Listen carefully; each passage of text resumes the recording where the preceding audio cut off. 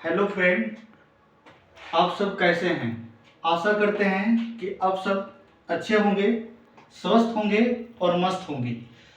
आज हम लोग जो देखेंगे वो मेटल एंड नॉन मेटल का physical property of non metal देखेंगे।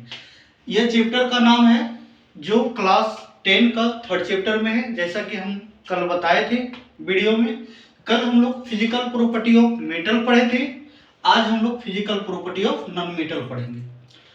सबसे पहले पॉइंट जो दिया हुआ है, physical state at room temperature बता रहा, most of the non metal exist in gaseous state at room temperature. कहने का मतलब है कि ज्यादातर जो नॉन मेटल होते हैं वो बता रहा है कि गैसीय अवस्था में पाई जाती है, जैसे nitrogen, oxygen, chlorine, etc.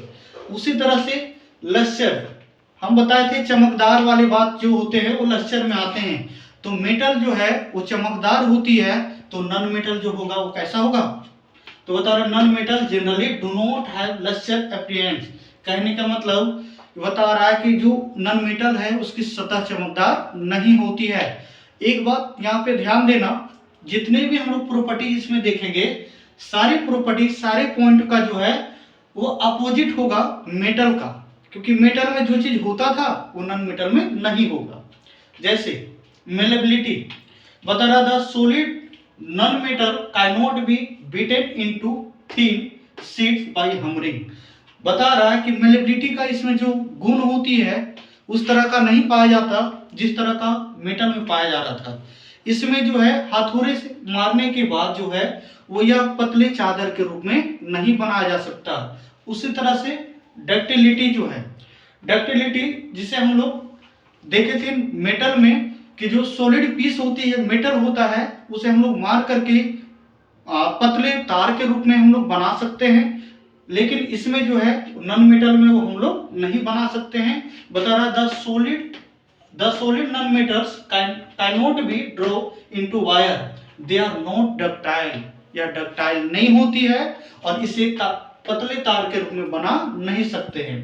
Next आता है topic hardness. Non metal are generally soft, sulphur, phosphorus and graphite are quite soft as compare to metal. अगर मेटल के कंपेयर किया जाए, मेटल से कंपेयर किया जाए नॉन मेटल का, दोनों का अगर तुलना किया जाए तो मेटल जो होते हैं वो हार्ड होते हैं और नॉन मेटल जो होते हैं वो बता रहा है कि मेटल के तुलना में ये सॉफ्ट होती है। इसलिए इसे बता रहा है कि जो नॉन मेटल जो होती है वो जनरली जो होता है वो सॉफ्ट अवस्था होती है, या जो है वो सॉफ्ट में पाई जाती है, और नॉन मेटल जो है वो हार्ड होती है। नेक्स्ट आता है डेंसिटी, है ना।